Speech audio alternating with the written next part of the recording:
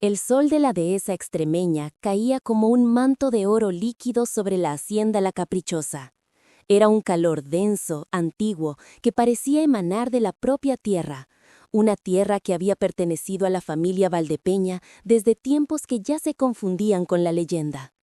El aire olía a jara, a polvo y al aroma dulzón del heno recién cortado. A lo lejos, el tintineo de los cencerros de un rebaño de ovejas era la única banda sonora que rompía el silencio solemne de la siesta. Elena Valdepeña meció suavemente la cuna de mimbre en el porche sombreado de la casa principal. Observaba a su hijo, Mateo, dormir con esa paz absoluta que solo tienen los bebés. A sus 7 meses, Mateo era un milagro de mejillas sonrosadas, pestañas largas y un puño diminuto que se aferraba a la nada en sus sueños. Para Elena, él era el centro del universo, un universo que se había vuelto extrañamente frágil y amenazante desde que se casó con Ricardo y se mudó a La Caprichosa. Amaba la hacienda, o al menos amaba la belleza superficial de la misma. Los muros encalados, las tejas árabes que el musgo había teñido de verde, los geranios que se desbordaban en cascadas de color rojo sangre desde los balcones de forja. Pero bajo esa piel de postal idílica latía un corazón oscuro, uno regido por tradiciones incomprensibles y un sentido del honor que a Elena le parecía más cercano a la barbarie que a la nobleza. Un corazón que se parecía demasiado al de su marido. El sonido de un motor potente rompió la calma. Un todoterreno de lujo, cubierto por una fina capa de polvo rojizo, apareció por el camino de cipreses y se detuvo con una sacudida frente a la casa. La portezuela se abrió y de él descendió Ricardo Valdepeña. Era un hombre forjado a imagen y semejanza de aquella tierra, alto, de hombros anchos y una piel curtida por el sol. Sus ojos, de un azul acerado, parecían capaces de escrutar el alma de las personas y de los animales con la misma intensidad calculadora. Ricardo no caminaba, se imponía sobre el terreno. Era el dueño de Valdepeña Corp, un imperio inmobiliario que levantaba rascacielos en las capitales de medio mundo. Pero su verdadero reino, su orgullo y su obsesión era La Caprichosa. «Mi amor», dijo, su voz un trueno contenido. Se inclinó y besó a Elena en la frente, un gesto que pretendía ser tierno, pero que se sentía como una marca de propiedad. «¿Cómo están mis 2 tesoros?» Su mirada se desvió inmediatamente hacia la cuna. Una sonrisa, genuina pero afilada, se dibujó en su rostro. Duerme como un Valdepeña, fuerte, sin miedo. Elena forzó una sonrisa. ¿Un día largo en la ciudad? Negocios, papeles, tonterías, desestimó con un gesto de la mano. Lo importante está aquí, la sangre, la tierra, lo que de verdad perdura. He estado hablando con Ismael. Ismael era el capataz, un hombre de pocas palabras y manos como raíces de encina, leal a la familia Valdepeña desde antes de que Ricardo naciera. El corazón de Elena dio un vuelco. Las conversaciones de Ricardo con Ismael a menudo precedían alguna actividad en la hacienda que a ella le helaba la sangre, una tienda de vaquillas más violenta de lo habitual, una cacería a caballo. ¿Y bien?, preguntó, intentando que su voz sonara casual. Ricardo se sirvió un vaso de agua de una jarra de barro que sudaba sobre la mesa. Bebió de un trago largo, con la avidez de quien ha cruzado un desierto. Soberano está listo. Nunca lo he visto tan bravo, tan perfecto. Tiene la estampa de su padre, pero con un fuego en los ojos que asusta hasta los mayorales más viejos.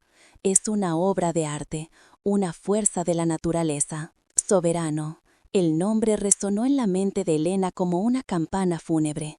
Era el orgullo de la ganadería Valdepeña, un toro de casi 500 kilos, negro como la noche, con unos cuernos afilados que parecían garras buscando el cielo. Lo había visto una vez, desde la seguridad de la barrera del tentadero, y la imagen de esa montaña de músculo y furia resoplando se había quedado grabada en sus pesadillas. «¿Vas a torearlo?», preguntó Elena, aunque ya sabía que la respuesta no era tan simple. Ricardo no toreaba en el sentido tradicional. Él probaba a sus toros, los desafiaba en la intimidad de su plaza privada, en una extraña comunión de violencia y respeto que ella nunca lograría entender. Ricardo rió, un sonido grave que no transmitía alegría, sino una especie de orgullo depredador. Soberano no es para ser toreado, Elena, es para ser admirado. Es el semental que garantizará que el nombre de Valdepeña siga siendo sinónimo de bravura durante 100 años más.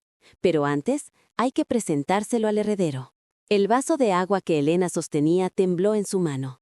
Un frío glacial le recorrió la espalda a pesar del calor sofocante. ¿Qué quieres decir, Ricardo? Mateo es un bebé. Exacto, es puro. No ha sido contaminado por el miedo, por las dudas de la ciudad, dijo él, acercándose a la cuna. Contempló a su hijo con una intensidad que a Elena le pareció casi fanática. La tradición es clara, mi amor. Mi abuelo lo hizo con mi padre lo hizo conmigo. El primogénito Valdepeña debe ser presentado a la fuerza de la tierra, al espíritu del toro, antes de que aprenda a caminar. Es un bautismo de sangre y arena. Elena se levantó de golpe, interponiéndose entre su marido y la cuna. No, te he escuchado contar esas historias y siempre pensé que eran exageraciones, leyendas familiares. No vas a acercar a nuestro hijo a esa bestia, es una locura. La sonrisa de Ricardo se desvaneció. Sus ojos azules se endurecieron hasta convertirse en 2 esquirlas de hielo. No es una locura, es nuestro legado. ¿Crees que construyo edificios para que mi nombre esté en una placa? Lo hago para mantener esto, para que Mateo y los hijos de Mateo puedan sentir este sol, respirar este aire y entender lo que significa llevar nuestra sangre. Y para entenderlo, debe mirar a la bestia a los ojos desde el principio, sin miedo. «Tienes 7 meses», sisió Elena, su voz un susurro cargado de pánico. No entiende de legados ni de sangre, solo entiende de calor, de hambre y del abrazo de su madre. «Ricardo, por favor». Él le tomó la cara entre sus manos, su tacto firme, innegociable. Y por eso es el momento perfecto. Su instinto es puro, sentirá el poder, la nobleza del animal. No lo verá como una amenaza, sino como lo que es. Una parte de su mundo, de su herencia. Es un rito de paso, Elena. Unos minutos, nada más. Estaré con él en todo momento. ¿Y si el toro embiste? ¿Y si tropiezas? ¿Y si ocurre cualquier cosa de las 1000 que podrían ocurrir? Un animal de media tonelada no entiende de ritos de paso. Soberano no embistirá. Reconocerá la sangre. La leyenda dice que el toro se calma ante la presencia de un Valdepeña de corazón puro. Mi padre me lo contó. Se quedó quieto como una estatua cuando me pusieron frente a él. Son cuentos de viejos, Ricardo, supersticiones peligrosas. Elena sentía que las lágrimas le quemaban los ojos. Estaba atrapada. Casarse con Ricardo había sido como entrar en una jaula de oro. Era hermosa, lujosa, pero sus barrotes eran de acero inflexible, forjados con tradiciones centenarias y una soberbia masculina que no admitía réplica. Él la soltó, su paciencia visiblemente agotada. «Prepara al niño. Iremos al tentadero en media hora. Ismael ya tiene todo listo». Se dio la vuelta y entró en la casa, dando por zanjada la discusión. Elena se quedó paralizada en el porche, escuchando el latido desbocado de su propio corazón. Miró a Mateo, que comenzaba a removerse en la cuna, ajeno a la sentencia que su padre acababa de dictar. La media hora siguiente fue una tortura. Elena vistió a Mateo con una lentitud deliberada. Cada broche del pelele era una súplica silenciosa, cada caricia en su suave cabello una despedida. Intentó pensar en una forma de detenerlo. ¿Huir? ¿A dónde? Estaban a kilómetros de la carretera más cercana y cada empleado de la finca era, antes que nada, un hombre de Ricardo. Enfrentarse a él de nuevo sería inútil. Cuando a Ricardo se le metía una idea en la cabeza, una idea que involucrara el honor o la tradición de su familia, era como intentar detener una avalancha con las manos. Cuando salió al porche con Mateo en brazos, Ricardo ya la esperaba junto al todoterreno. Se había cambiado y ahora vestía un pantalón de campo y una camisa blanca impecable. Parecía un sacerdote a punto de oficiar un sacrificio. Ismael estaba junto a él, con el sombrero en la mano, su rostro arrugado por el sol y la preocupación. No miraba a Elena a los ojos. «Ismael, ¿tú también crees que esto es una buena idea?», le imploró Elena, buscando un aliado en el último lugar posible. El capataz se removió incómodo, clavó la vista en sus botas polvorientas. «Señora, el patrón sabe lo que hace. Siempre se ha hecho así. Siempre se ha hecho así». Esa frase era el evangelio en la caprichosa, la justificación para cualquier acto, por irracional que pareciera. El viaje al tentadero fue corto y silencioso. Tencioso. Apenas 5 minutos por un camino de tierra que serpenteaba entre encinas centenarias. Pero para Elena fue una eternidad. Abrazaba a Mateo con tanta fuerza que el bebé se quejó, inquieto. Le susurraba al oído, le decía cuánto lo quería, como si temiera que fueran sus últimas palabras. Ricardo conducía con una mano en el volante, la otra apoyada en la ventanilla abierta, una expresión de serenidad casi mística en su rostro.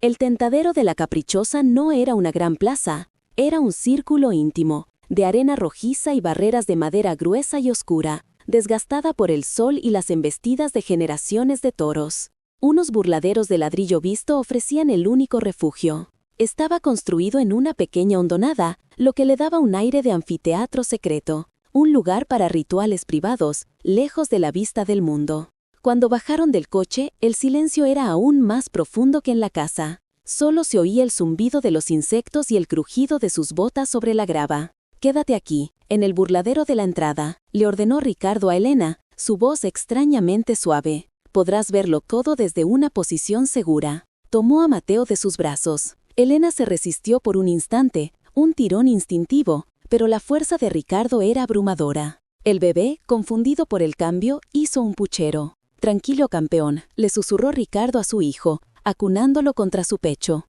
«Vas a conocer a un rey». Elena observó, paralizada por el terror, cómo Ricardo caminaba hacia el centro de la pequeña plaza. Ismael se había subido a la parte más alta de la barrera de madera, junto a la puerta de los toriles, con una larga garrocha en la mano. Su rostro era una máscara de tensión. Ricardo colocó el portabebres de mimbre sobre la arena, justo en el centro del círculo. Mateo, dentro, miraba a su alrededor con sus grandes ojos curiosos, ajeno al peligro inminente. El sol del atardecer dibujaba largas sombras que se extendían como dedos a través de la arena. «Ismael», gritó Ricardo, sin apartar la vista de su hijo. Su voz resonó en el silencio. El capataz asintió con la cabeza, y con un movimiento lento y pesado, tiró de la palanca de hierro que abría la puerta de los toriles. Hubo un sonido de madera raspando, un resoplido gutural que pareció venir de las entrañas de la tierra. Y entonces la bestia apareció. Soberano no entró, irrumpió. Era más grande de lo que Elena recordaba, un monolito de músculo negro y brillante que se detuvo en seco al sentir la luz del sol. Levantó la cabeza, olfateando el aire, sus cuernos, de un color marfil en las puntas, brillaban como dagas pulidas. Su lomo era un mapa de músculos poderosos que se contraían con cada respiración. Resopló de nuevo, una nube de polvo levantándose a sus pies. Por un momento, el tiempo se detuvo. El toro, el hombre, el bebé en el centro de la arena, parecían figuras de una pintura antigua y terrible.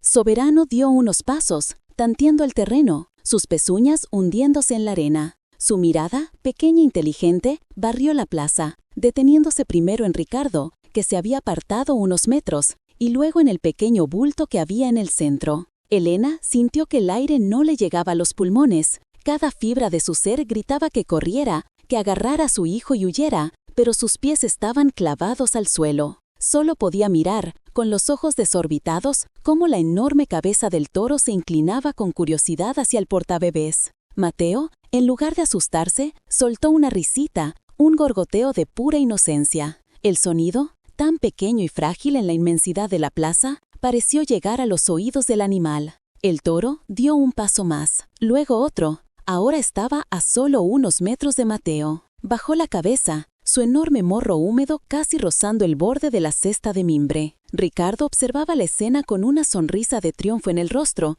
como si estuviera presenciando la confirmación de su fe. «La sangre», pensó Elena con una oleada de náusea. «Cree de verdad en esa maldita locura de la sangre». Soberano levantó la cabeza de nuevo, dio un paso hacia atrás y escarbó la arena con su pezuña delantera. Un gesto clásico, una advertencia. El polvo se levantó, envolviendo al bebé en una neblina rojiza. La curiosidad del animal estaba dejando paso a otra cosa, a la irritación, a la confusión, a su instinto primordial. Ricardo no se movía. Seguía sonriendo, convencido de su control sobre la situación, sobre la bestia, sobre el destino. Pero Elena vio algo que él no vio, o no quiso ver.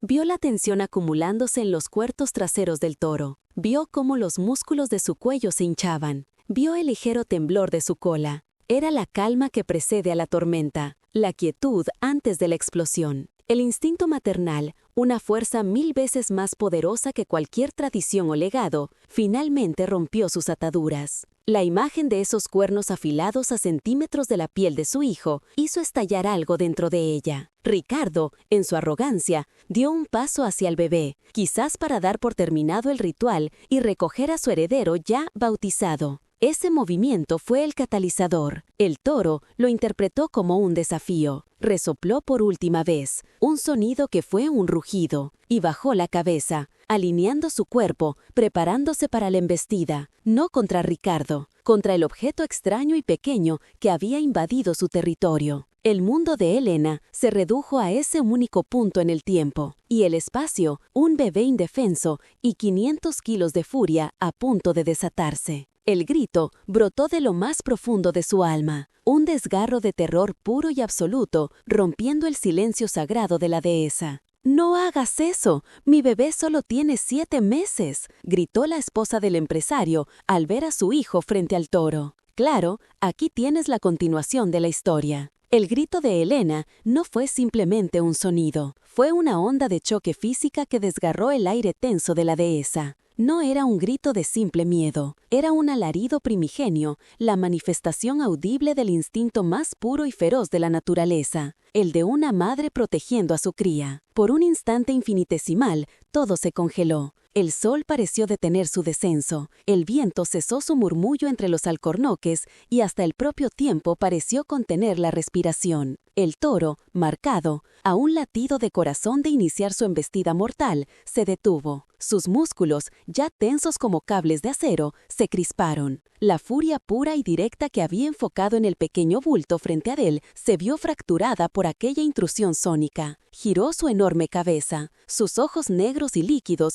buscando la fuente de la perturbación. Vio a la figura femenina, antes estática y ornamental en el borde del cercado, ahora una explosión de movimiento desesperado. Para el animal, la lógica era simple y brutal. El pequeño objeto inmóvil era una curiosidad, una invasión. Pero la figura que ahora corría hacia él, gritando, con los brazos extendidos, era un desafío directo, un depredador. Ricardo, por su parte, quedó paralizado por una mezcla de furia y estupefacción. Su primer pensamiento no fue de miedo por su hijo, sino de ira hacia su esposa. Había roto el rito, había profanado el momento sagrado con un chillido histérico. La había avergonzado frente a sus hombres, frente al espíritu de sus ancestros. «¿Qué haces, loca?», fue la frase que se formó en su mente, pero que nunca llegó a sus labios porque la realidad se impuso con la velocidad de un rayo. Vio cómo el toro cambiaba de objetivo. La atención del animal, que había estado clavada en el pequeño Leo, ahora se fijaba en Elena, que corría torpemente sobre el terreno irregular, sus elegantes zapatos de ciudad hundiéndose en la tierra blanda. Su rostro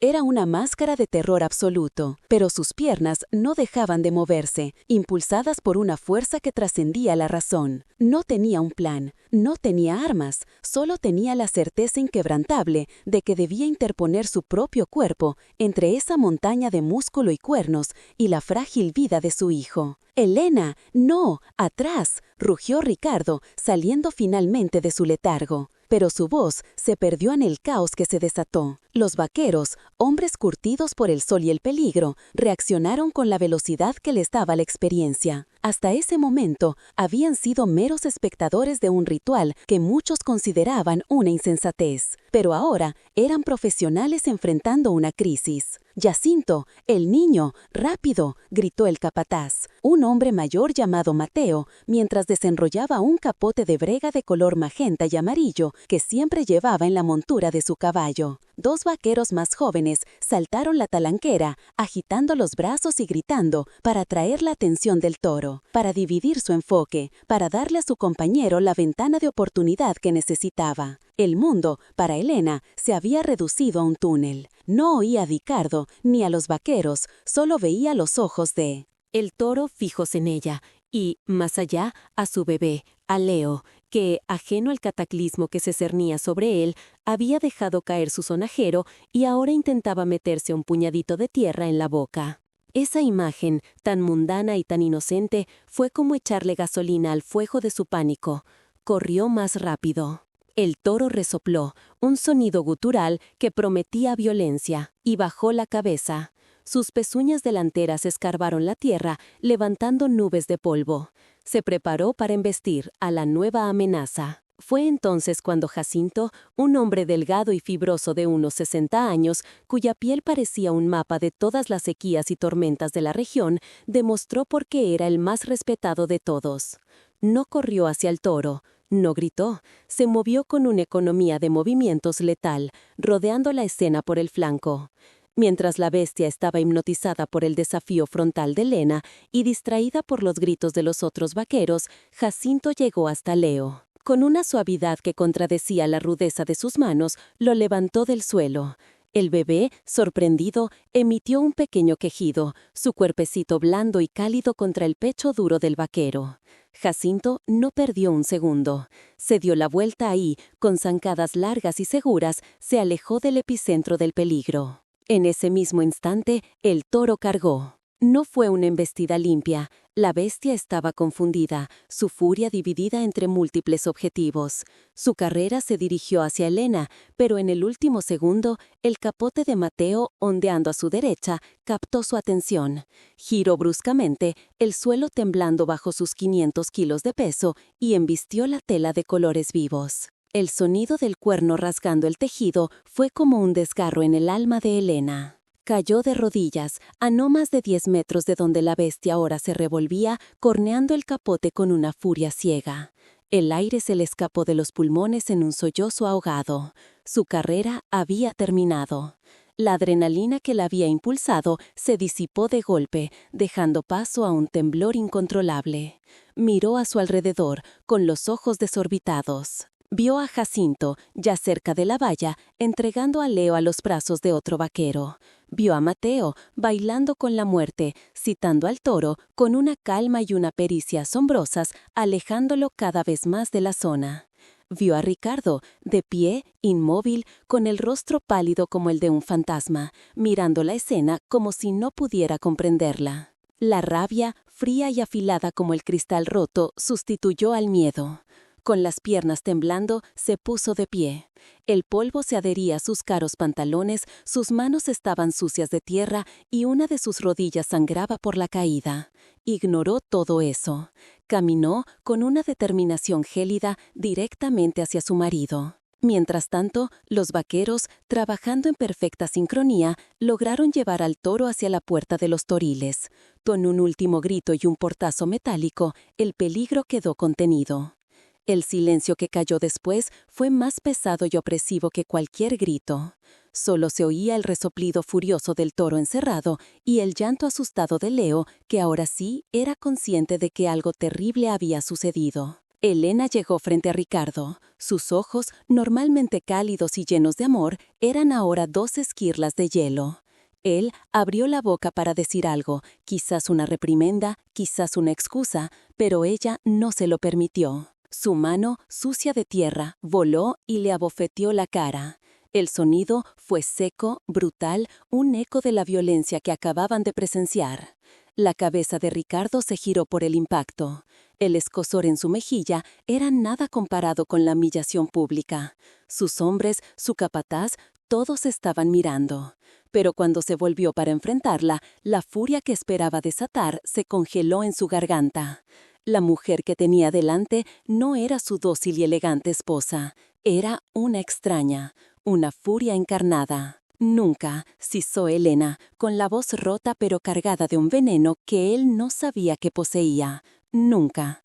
¿Me oyes? Nunca. Elena, cálmate. Ha sido un error. El toro, tartamudeó él, buscando las palabras, intentando reconstruir el castillo de su autoridad. El toro, rió ella, una risa sin una pizca de alegría, un sonido horrible y quebrado. ¿La culpa es del toro? Tú pusiste a nuestro hijo, a nuestro bebé de 7 meses, delante de él como si fuera un trozo de carne, un sacrificio para tu maldito ego. Es la tradición, no lo entiendes. Al diablo con tu tradición, gritó, y esta vez Su voz se quebró en un sollozo de pura rabia. Vi los cuernos a centímetros de su piel. Vi cómo lo miraba. Iba a matarlo, Ricardo. Iba a destrozar a nuestro hijo. Y tú estabas ahí, sonriendo, orgulloso de tu estupidez. Señaló con un dedo tembloroso al cercado. Esto no es tradición, es una barbarie. Es la prueba de que no te importa nada ni nadie más que tú mismo y el apellido que llevas. ¿Qué clase de hombre arriesga la vida de su propio hijo por una foto para contar una historia en tu club de campo? Cada palabra era un latigazo. Ricardo retrocedió un paso, no por la amenaza física, sino por la verdad desnuda y brutal de sus acusaciones. Miró a su alrededor. Mateo, el capataz, evitaba su mirada, concentrado en limpiar el sudor de su frente. Jacinto sostenía a Leo, meciéndolo suavemente, su rostro una máscara de desaprobación silenciosa. Ninguno de sus hombres le defendía. En sus ojos no veía respeto, sino una mezcla de lástima y desprecio. La humillación fue total. Elena se dio la vuelta y caminó hacia Jacinto. Le arrebató a Leo de los brazos, abrazándolo con una fuerza desesperada, enterrando la cara en su pelo suave, inhalando su olor a bebé, a vida. El niño, sintiendo la seguridad de su madre, empezó a calmarse, sus sollozos convirtiéndose en pequeños hipidos. «Gracias, Jacinto», murmuró ella, sin mirar al vaquero, sus ojos clavados en su hijo. «Le has salvado la vida». «Hice mi trabajo, señora», respondió el hombre con voz grave. «Proteger lo que es valioso». La indirecta fue tan clara como el cielo de la dehesa. Ricardo la sintió como un segundo bofetón. Elena, sin dirigirle una sola mirada más a su marido, empezó a caminar hacia la casa principal, una silueta solitaria recortada contra el sol poniente. Su andar era rígido, el de una persona que ha sufrido una fractura interna y se esfuerza por mantener juntas las piezas. Ricardo se quedó solo en medio del cercado. El olor a polvo, a hierba aplastada y al almizcle del toro llenaba el aire. Miró el lugar donde había estado su hijo, la pequeña depresión en la tierra. Miró el sonajero de plata, olvidado, brillando débilmente bajo la luz anaranjada. Se agachó para recogerlo. El metal estaba frío. Era un objeto infantil, absurdo en ese contexto de brutalidad. Se giró hacia los toriles. Escuchó el bufido impaciente de Marcado.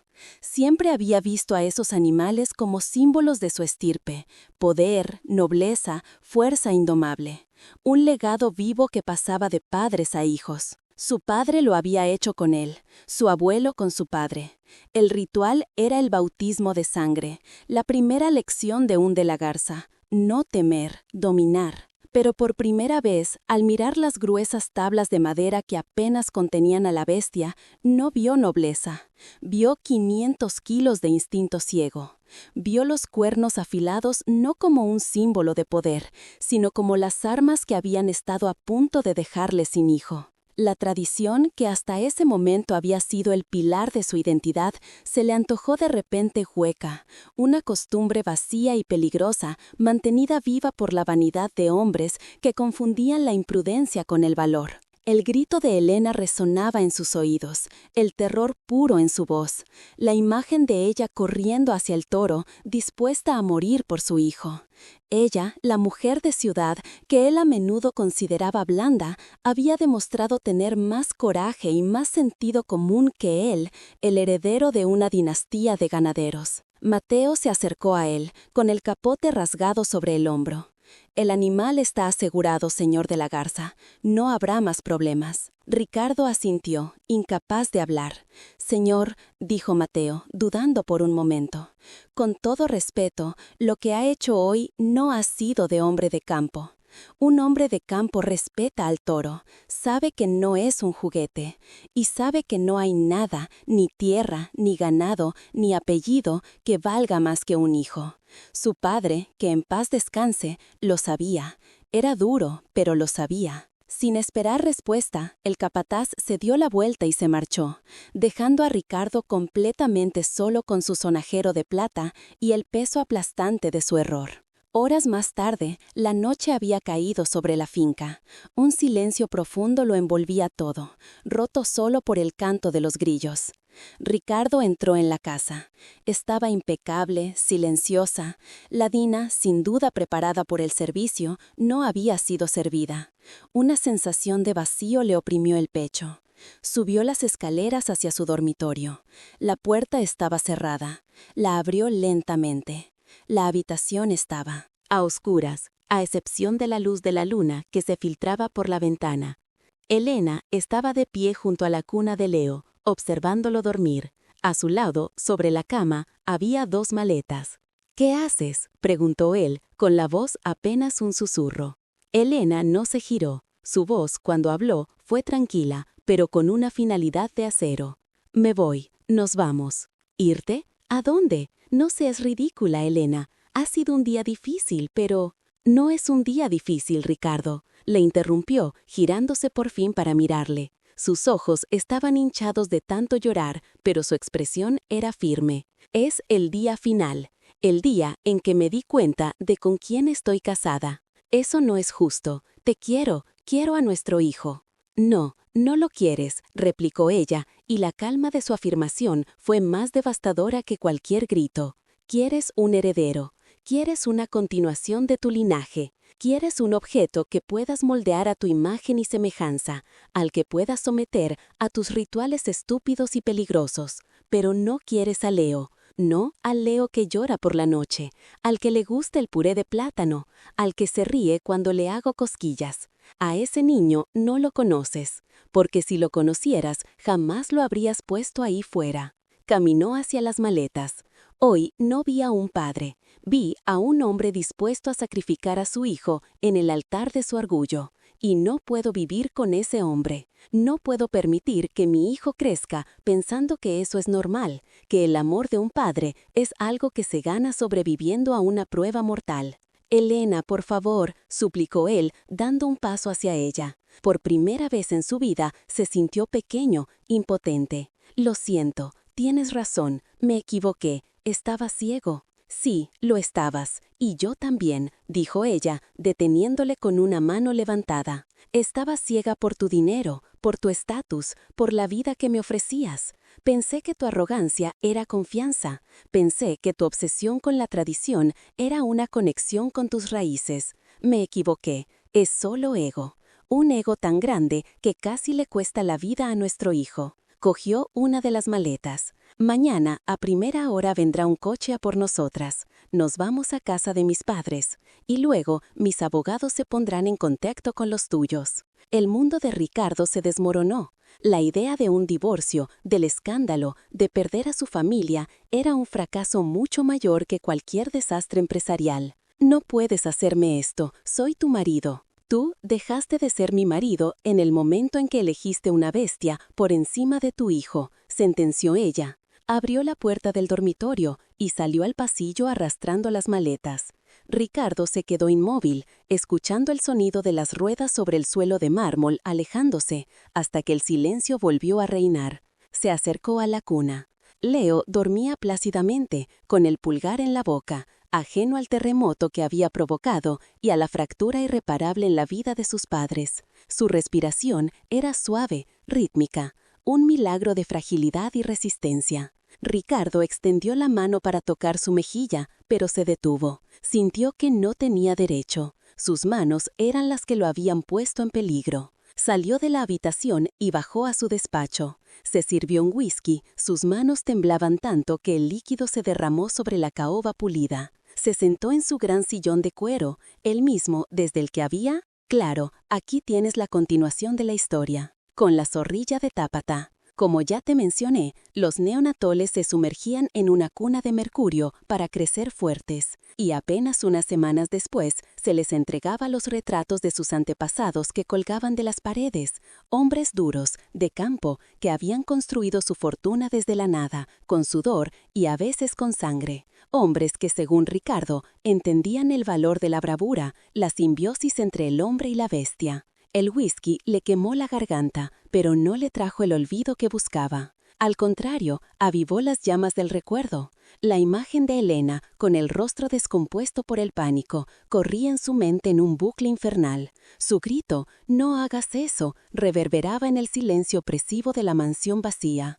Pero la imagen que realmente lo torturaba, la que le retorcía las entrañas hasta dejarlo sin aire, era la de su hijo. Leo, tan pequeño, tan indefenso, sentado sobre la hierba a pocos metros de Emperador. En su mente intoxicada por el ego y una tradición mal entendida, la escena había sido, perfecta.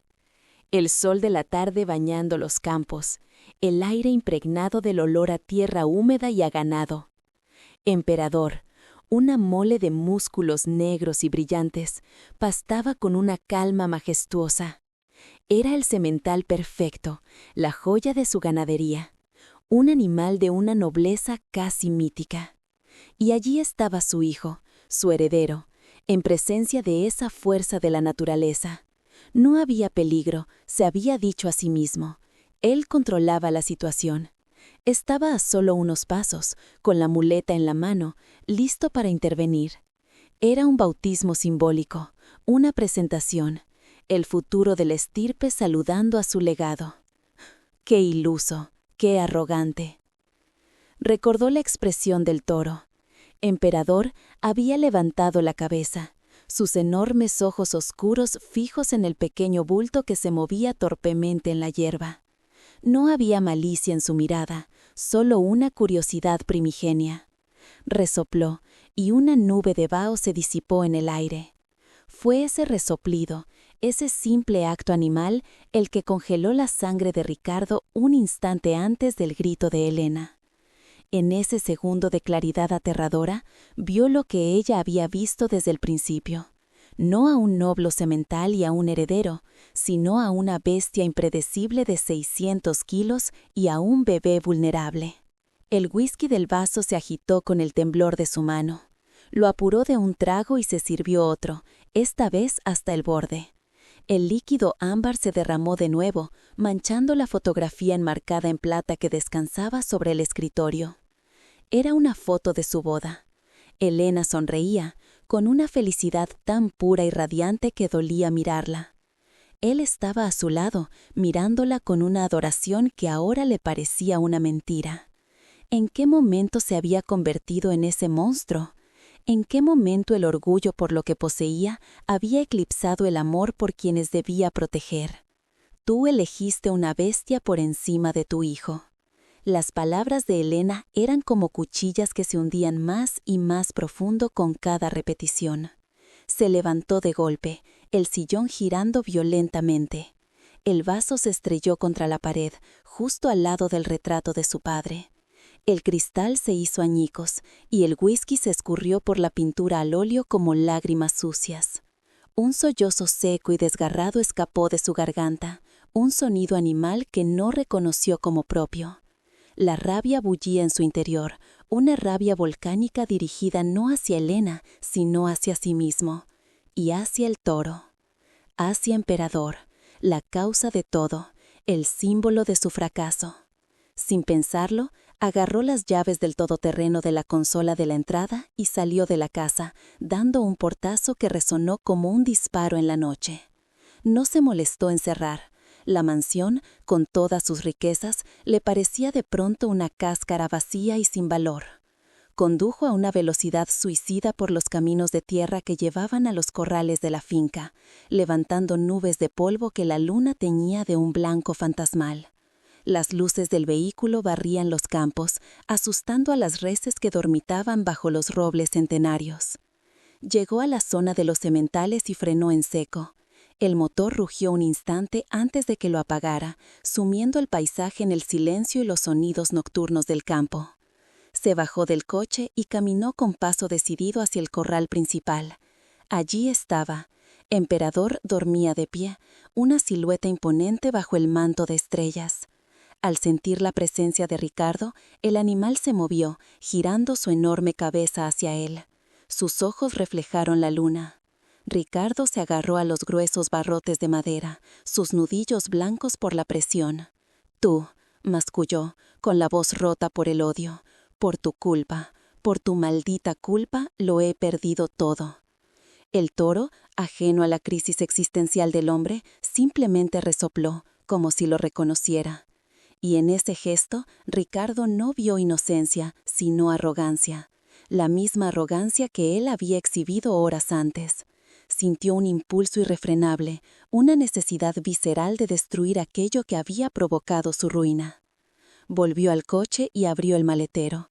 Allí, en una caja de seguridad, guardaba siempre un rifle, el mismo que usaba para la caza mayor. Lo sacó, sintiendo el peso frío y letal del acero en sus manos. El mecanismo sonó con un clic metálico y ominoso al cargarlo. Caminó de nuevo hacia el corral, con el arma apoyada en el hombro. Apuntó. La mira se centró en la cabeza del toro, justo entre los ojos. Su dedo se deslizó hacia el gatillo. La bestia que había destruido su familia iba a pagar. Era justicia. Era lo único que podía hacer. «Patrón». «¡Diablos está haciendo!». La voz, grave y rasposa, lo sobresaltó. Bajó el rifle, girándose bruscamente. Santos, el viejo capataz de la finca, estaba de pie a unos metros, con una linterna en la mano, cuyo haz de luz le cegó momentáneamente. Llevaba trabajando para su familia desde antes de que Ricardo naciera. Tenía las manos curtidas y el rostro surcado de arrugas, cada una contando una historia de sequías, partos difíciles y temporadas de gloria. «Lárgate, Santos. Esto no es asunto tuyo. Todo lo que pasa en esta finca es asunto mío. Y más si el patrón anda de noche con un rifle apuntando a nuestro mejor semental. Baje eso, Ricardo. No cometa otra estupidez». La palabra, otra, cayó como una losa. «¿Tú qué sabes?», espetó Ricardo, volviendo a levantar el rifle. «Ese animal me ha costado mi familia. Elena se ha ido. Se ha llevado a mi hijo». Santos no se inmutó. Se acercó lentamente, con la calma de quien ha lidiado con toros bravos toda su vida. «Con todo respeto, patrón, el toro no ha hecho nada. Estaba en su campo, comiendo hierba. El toro no cogió al niño y lo puso delante de él. Eso lo hizo usted». El golpe fue brutal, más doloroso que cualquier puñetazo. La verdad, desnuda y cruda, dicha por el hombre que le había enseñado a montar a caballo. Ricardo bajó el arma, el peso de pronto insoportable. Yo solo quería. ¿Quería qué? ¿Demostrar algo? ¿A quién? Santos suspiró, su mirada suavizándose un poco. Su padre, que en paz descanse, amaba a estos animales, los respetaba. Entendía su poder y su peligro. Jamás se le habría ocurrido una locura así. Él sabía que la bravura no está en ponerse delante de un toro, sino en saber cuándo hay que dar un paso atrás, en proteger a los tuyos. Ricardo se apoyó en la valla, vencido. El rifle se le resbaló de las manos y cayó al suelo con un ruido sordo. Se cubrió la cara con las manos y por primera vez desde que era un niño, lloró. Lloró con la desesperación de un hombre que lo ha tenido todo y se da cuenta de que no tiene nada. Lloró por su hijo, por Elena, por el idiota en que se había convertido. Santos se quedó a su lado en silencio, dejando que el dolor fluyera. Cuando los sollozos de Ricardo se convirtieron en un temblor agotado, el viejo capataz puso una mano en su hombro. «El toro no tiene la culpa, patrón. Matarlo no le devolverá a su mujer ni a su hijo. Solo añadirá una muerte inútil a un error ya de por sí muy grande. Váyase a casa, duerma si puede. Mañana será otro día y tendrá que empezar a pensar en cómo arreglar las cosas con las personas, no con los animales». Ricardo asintió, sin fuerzas para hablar. Santos recogió el rifle, lo descargó y lo guardó en el todoterreno. Luego, simplemente esperó a que su patrón se marchara. Ricardo condujo de vuelta a la mansión, esta vez despacio, como si el camino estuviera cubierto de cristales rotos. La rabia se había disipado, dejando en su lugar un vacío inmenso y helado. 3.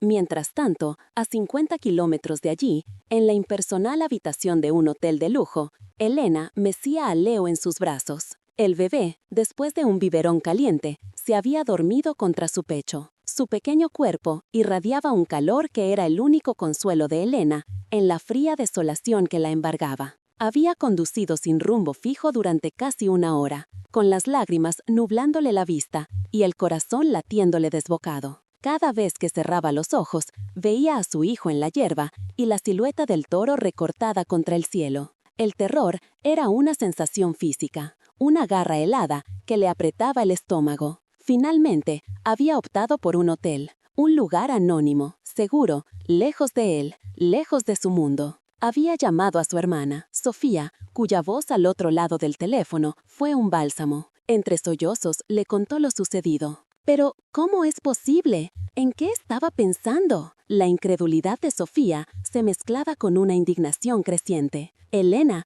tienes que salir de ahí. Ese hombre ha perdido el juicio. Ya lo he hecho, Sophie. Estoy en un hotel. Me he llevado a Leo. Haces bien. Dios mío, Elena, qué horror. ¿Estás bien? ¿El bebé está bien? Estamos bien. Cansados, asustados. Elena miró a su hijo dormido. Su rostro, un poema de paz e inocencia. No puedo volver, Sophie. No después de esto. No es la primera vez que su orgullo le ciega, pero esto ha cruzado una línea que no tiene retorno. Puso en peligro a nuestro hijo. ¿Por qué? ¿Por una foto? ¿Por una estúpida tradición? No es tradición. Es una locura. Una negligencia criminal. Elena, escúchame. Quédate ahí esta noche. Mañana a primera hora voy a buscarte. Vienes a casa conmigo. Aquí estaréis a salvo. Elena aceptó, agradecida. Tras colgar, se quedó mirando por la ventana las luces de una ciudad que le era indiferente. Pensó en su vida con Ricardo, en el torbellino de su romance, en la opulencia de su boda, en la alegría inmensa al saber que estaba embarazada. Había amado al hombre ambicioso, carismático y seguro de sí mismo, pero había ignorado las señales, la rigidez de sus ideas, su obsesión por el legado, por el apellido, por la imagen de poder que proyectaba, su incapacidad para admitir un error. Se dio cuenta, con una claridad dolorosa, de que Ricardo no solo había puesto a Leo frente a un toro, lo había puesto frente a su propio ego desmedido, y eso era un peligro mucho mayor y más persistente que cualquier animal. El toro había sido solo el síntoma de una enfermedad más profunda. Besó la frente de Leo, aspirando su aroma a leche y a inocencia. «Te prometo, mi amor», susurró en la penumbra de la habitación, «que nunca más dejaré que nadie te ponga en peligro, ni siquiera tu propio padre». Se acostó en la enorme cama, con el bebé acurrucado a su lado, creando un pequeño nido de seguridad en medio de la incertidumbre.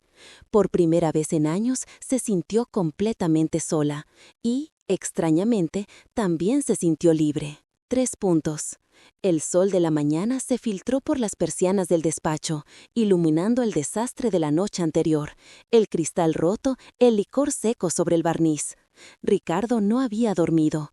Había pasado la noche en el sillón, viendo cómo la oscuridad daba paso a una luz gris y desvaída. Las palabras de Santos resonaban en su cabeza. Tendrá que empezar a pensar en cómo arreglar las cosas con las personas, no con los animales. El viejo capataz tenía razón. Matar a Emperador habría sido un acto de cobardía, un intento de desviar la culpa. La culpa era suya, y solo suya, y ahora tenía que enfrentarla. Se duchó y se vistió, moviéndose como un autómata. La casa, normalmente llena del bullicio del personal y últimamente de los balbuceos de Leo, era un sepulcro. El silencio era una acusación. Cada habitación vacía gritaba su fracaso. Se sentó de nuevo en su despacho, pero esta vez no para beber. Cogió el teléfono. Su primer impulso fue llamar a Elena, suplicar, prometer, jurar que cambiaría. Pero sabía que las palabras en ese momento no valían nada. Eran aire. Necesitaba acciones. Necesitaba un gesto que demostrara que había entendido la magnitud de su error. Un sacrificio. Hizo 2 llamadas. La primera fue a un conocido tratante de ganado de Salamanca. «Bernardo, soy Ricardo. Quiero vender un toro. A Emperador». Hubo un silencio al otro lado de la línea. «¿A Emperador? Ricardo, ¿estás seguro? Es el mejor semental que has tenido en generaciones. Vale una fortuna». Lo sé, y no lo voy a vender para Lidia, ni para otra ganadería de Bravo. Quiero que busques un comprador que lo quiera para una reserva natural, un santuario de animales, un lugar donde pueda vivir el resto de su vida en paz, en un prado.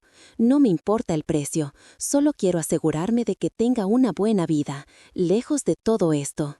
Bernardo, perplejo, aceptó el extraño encargo. La segunda llamada fue a su agente inmobiliario de confianza.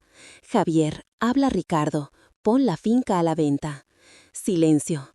Javier, un hombre acostumbrado a los caprichos de los ricos, tardó en procesar la orden. ¿Toda la finca? Ricardo, la Giralda ha estado en tu familia por... Lo sé perfectamente, Javier, le interrumpió Ricardo, su voz firme, desprovista de la arrogancia de antaño y teñida de una extraña calma. Ponla a la venta. El ganado, la casa, las tierras, todo. No quiero regatear, no quiero un proceso largo. El precio debe ser justo, pero la prioridad es la venta. Tras colgar, Ricardo no sintió ni una pizca de arrepentimiento. El peso que se levantó de sus hombros fue casi físico. La Giralda, el imperio que su padre le había legado y que él había obsesivamente intentado engrandecer, se había convertido en una jaula dorada, el escenario de su mayor error. Los días que siguieron fueron un purgatorio. Bernardo le llamó para confirmar que había encontrado el comprador perfecto para Emperador, un santuario animal en los Pirineos, un lugar con hectáreas de prados verdes donde el toro vivía sin más propósito que existir. Ricardo Bill, Mo se llevaban al magnífico animal, y en lugar del dolor que esperaba, sintió una serena liberación. Era el fin de un capítulo. Pero la casa, vacía de Emperador, seguía vacía de Elena y Leo. El silencio era ahora más profundo, más acusador. Ricardo no la llamó. Sabía que las promesas no servirían.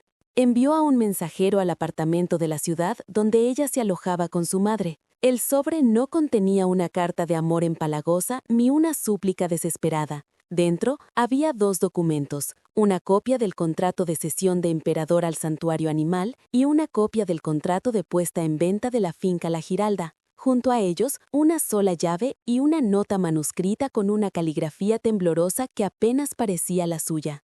Esto es lo único que importa ahora. Es la llave de un piso en el centro, cerca del parque. No es un palacio, pero tiene una habitación pintada de azul cielo para Leo. No espero que vuelvas, solo quiero que sepas que he entendido cuál es mi verdadero legado, y no patea la tierra ni tiene cuernos, sonríe cuando duerme. Con todo mi amor, Ricardo. Pasaron 3 días en los que Ricardo apenas durmió, vagando por las estancias de una casa que ya no sentía suya. Al 4.º día, su teléfono vibró. Era un mensaje de Elena. No contenía palabras, solo una foto. Era Leo, su hijo, sentado en una alfombra suave, bañada por la luz que entraba por un gran ventanal. Detrás de él, la pared era de un inconfundible color azul cielo. Ricardo sintió que el aire volvía a sus pulmones. No era un sí, no era un perdón explícito, pero era una puerta entreabierta. Condujo hasta la ciudad, con el corazón martillándole en el pecho. Cuando Elena le abrió la puerta del nuevo piso, no hubo un abrazo apasionado ni un torrente de reproches. Ella simplemente se hizo a un lado, dejándole pasar. La vio mirarle, no con el amor incondicional de antes, sino con una mirada nueva, más sabia, cautelosa. Sus ojos se posaron en las manos de Ricardo, vacías. No traía flores ni joyas, solo se traía a sí mismo. «Vendiste Emperador», dijo ella, más una constatación que una pregunta. Emperador era un símbolo de mi orgullo, Elena, un orgullo que casi me cuesta lo único que de verdad vale algo, respondió él, su voz quebrada por la emoción. Mi legado, mi verdadero legado, está en esa cuna. Elena lo observó durante un largo momento, escrutando cada fibra de su ser en busca del viejo Ricardo. No lo encontró, vio a un hombre roto, pero reconstruyéndose sobre unos cimientos diferentes. Asintió lentamente. La finca también, susurró ella. No se puede construir un hogar sobre un campo de batalla, dijo él. Nuestro hogar está donde estemos nosotros 3, juntos y a salvo. Se acercó a la cuna donde Leo dormía plácidamente, extendió una mano temblorosa y acarició la suave mejilla de su hijo. Elena se puso a su lado y por primera vez en semanas sus hombros se rozaron. Ella no se apartó. En su lugar, deslizó su mano sobre la de él, que aún descansaba sobre el bebé. No sabían si el futuro sería fácil, ni si las cicatrices desaparecerían del todo, pero en aquel pequeño apartamento, con el ruido del tráfico de la ciudad como nueva banda sonora, Ricardo entendió. El verdadero semental de su estirpe, el único que importaba, no era un toro de 1000 kilos, sino el pequeño que ahora dormía en sus brazos, cuyo futuro ya no sería la sombra de un imperio, sino un prado abierto y lleno de sol. Claro, aquí tienes la continuación y conclusión de la historia, manteniendo el tono y el desarrollo de los personajes. 3 años después, el sol de la tarde se filtraba entre las hojas de los árboles de un parque, pintando manchas doradas sobre la hierba. El aire no olía a polvo y ganado, sino a césped recién cortado y al dulce aroma de los carritos de helados. En el centro de todo, una risa infantil, clara y vibrante, ascendía hacia el cielo azul. «Más alto, papá, más alto». Ricardo empujaba el columpio donde Leo, ahora un niño de casi 4 años, con el mismo cabello oscuro de su padre y los ojos vivaces de su madre, se aferraba a las cadenas con una alegría pura. La sonrisa que iluminaba el rostro de Ricardo ya no era la máscara tensa del empresario, ni la sombra atormentada del hombre que casi lo pierde todo. Era la expresión genuina de un padre que encontraba todo su universo en el vaivén de aquel columpio. Sentada en un banco cercano, Elena los observaba. Llevaba un vestido sencillo y su rostro estaba relajado, libre de la tensión que se había aferrado a ella como una segunda piel durante tanto tiempo.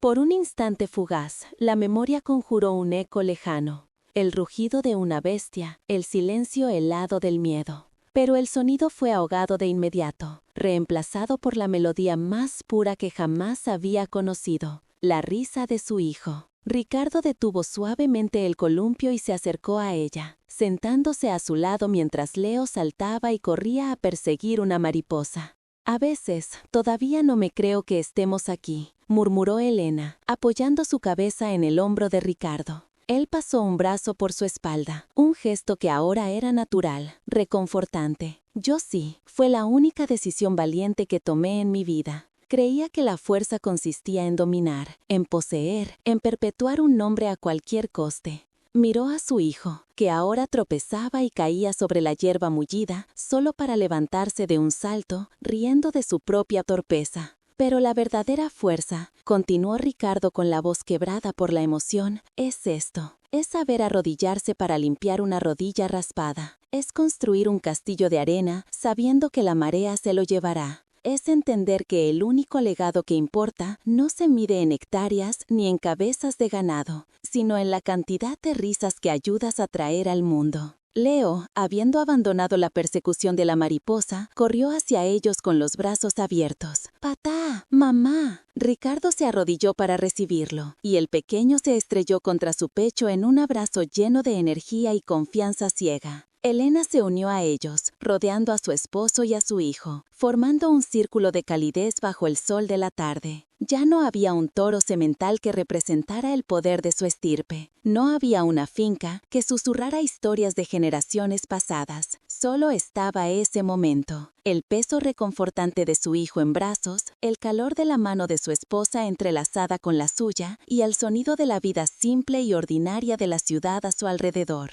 Habían vendido el campo de batalla y con el dinero habían construido un refugio, un hogar. Ricardo levantó a Leo en brazos y lo lanzó al aire, y la carcajada del niño fue el único trofeo que necesitaría jamás. El verdadero semental de su estirpe no había sido una bestia de furia y poder, sino el amor valiente que había aprendido a cultivar en las ruinas de su propio orgullo. Y ese amor, entendió finalmente, era el único legado verdaderamente inmortal. Claro, aquí tienes un segmento final que concluye la narrativa de manera satisfactoria y coherente. 3 años de gran tamaño. Los años que siguieron no fueron una tormenta, sino una calma serena, salpicada por las alegres lluvias de la vida cotidiana. El apartamento en la ciudad, que al principio se sentía como un exilio, se había transformado en un santuario vibrante. Las paredes, antes desnudas, ahora estaban cubiertas con los dibujos de Leo, explosiones de colores que contaban historias de dragones, astronautas y familias de figuras de palo tomadas de la mano. Una tarde de sábado, mientras la luz dorada se filtraba por la ventana del salón, Ricardo observaba la escena. Elena estaba sentada en el suelo, ayudando a una pequeña de 3 años, Sofía, su segunda hija, a construir una torre de bloques que desafiaba la gravedad.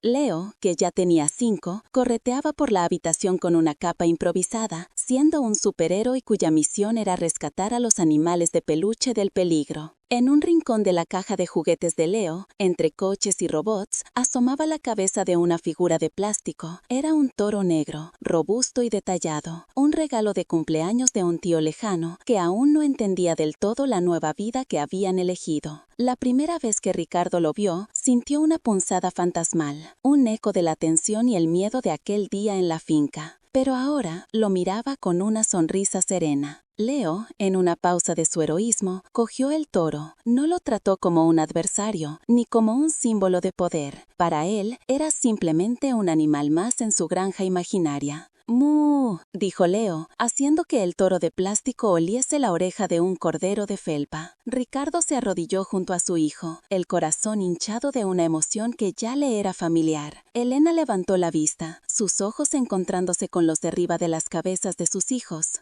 Oz. En su mirada había un universo de comprensión y amor compartido.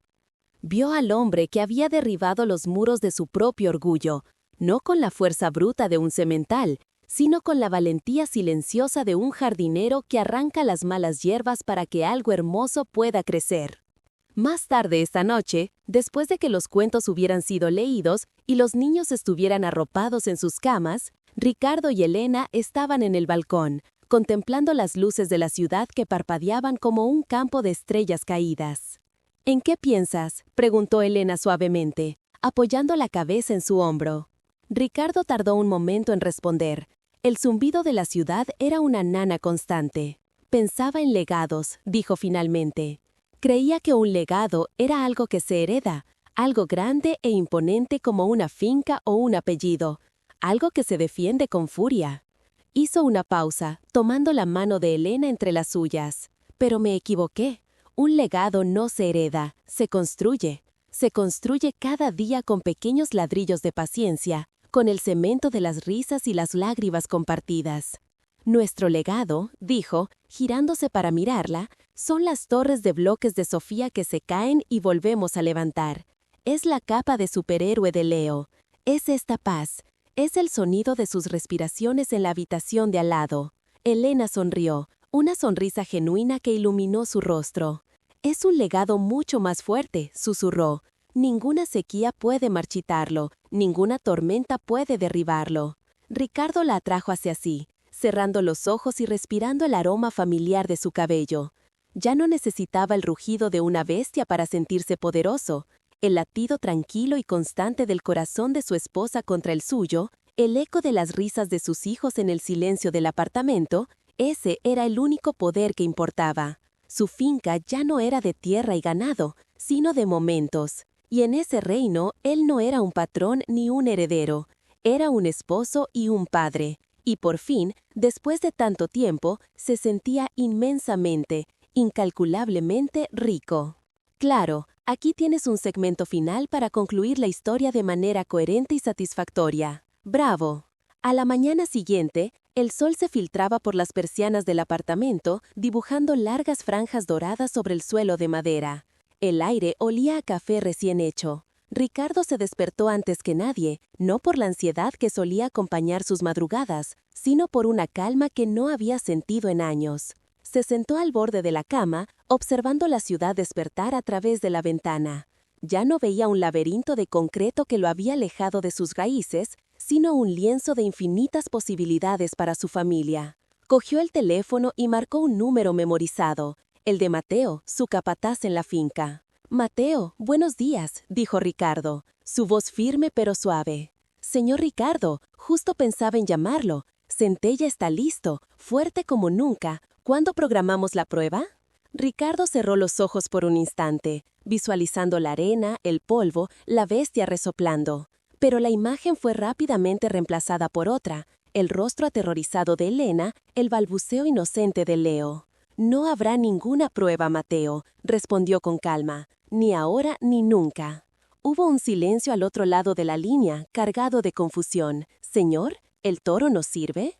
«Al contrario, Mateo, es un animal magnífico, demasiado magnífico para encerrarlo en una fantasía de grandeza que ya no es mía. Llévalo al potrero del norte, el que tiene el arroyo y los sauces. Déjalo vivir en paz. Su único trabajo de ahora en adelante es ser libre». «Pero, señor, el legado de su padre. Mi padre me dejó la tierra, y se lo agradeceré siempre. Pero a mis hijos les dejaré algo más. Les dejaré la elección. Gracias, Mateo». Colgó antes de que el capataz pudiera replicar. Elena, que había entrado en silencio con 2 tazas humeantes, lo miró con una ceja arqueada, llena de una pregunta silenciosa. Ricardo tomó una taza y le sonrió. Centella ha sido jubilado. Ella le devolvió la sonrisa, una que contenía alivio y un profundo orgullo. «¿Y qué pasará con la finca?», dijo él, tomando su mano. «La finca seguirá allí», dijo él, tomando su mano. «Pero ya no será un museo para el pasado, será un lugar para el futuro. Un lugar donde nuestros hijos puedan correr sin que yo vea en ellos la sombra de una obligación». Se detuvo y su mirada se volvió intensa. «Ese día, Elena». Cuando te oí gritar, vi el legado de mi padre casi destruir el mío. Vi un toro de 1000 kilos frente a mi hijo de 10. Y por primera vez entendí que el verdadero coraje no es enfrentarse a la bestia, sino proteger a quien amas de ella, incluso cuando la bestia es una idea dentro de tu propia cabeza. El sonido de piececitos corriendo por el pasillo anunció la llegada de su verdadero patrimonio. Leo, con el pelo revuelto por el sueño y vestido con su pijama de dinosaurios, entró en la habitación empujando un pequeño toro de plástico por el suelo de madera. Hacía ruiditos con la boca, imitando un mugido suave y juguetón. Sofía venía detrás, aplaudiendo. Ricardo se arrodilló y detuvo el juguete con un dedo. Leo lo miró con sus grandes ojos curiosos. «¿Sabes, campeón?», le dijo Ricardo en voz baja, levantándolo en brazos. «Los toros más fuertes son los que corren libres en el campo». Leo apoyó la cabeza en el hombro de su padre, satisfecho con la respuesta. Ricardo se puso de pie, con su hijo en un brazo y la mano de su esposa en la otra, y juntos miraron por la ventana. No veían una finca lejana ni un pasado imponente, sino el reflejo de los 4 en el cristal, bañados por la luz de un nuevo día. Ya no era el guardián de un linaje de hombres que domaban bestias, sino el arquitecto de un hogar donde se cultivaba la felicidad,